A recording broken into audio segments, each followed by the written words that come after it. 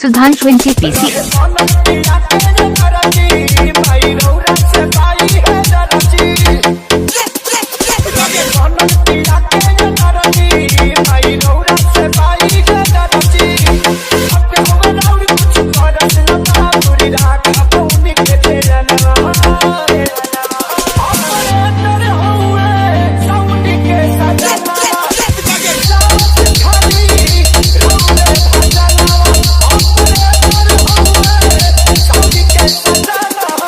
Sudhanshu NTPC।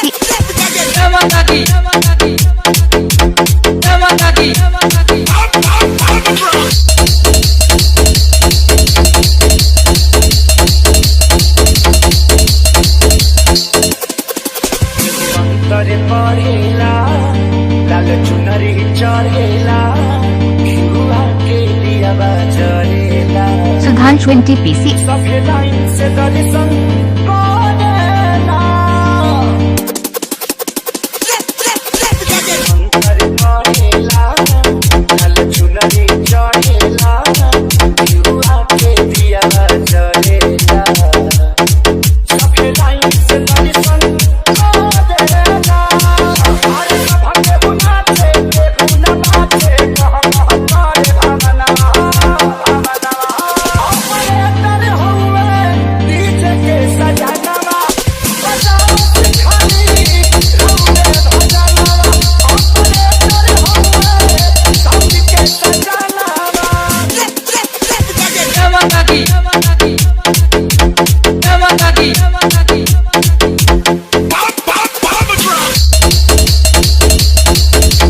Sudhanshu NTPC।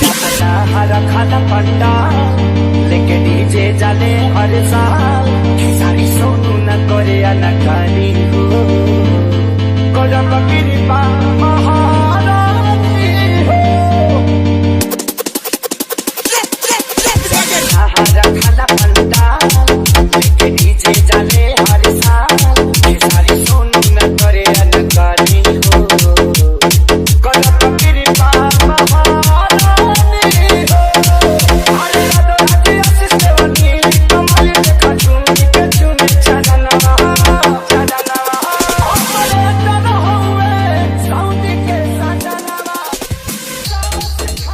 Sudhanshu NTPC, Ambedkar Nagar.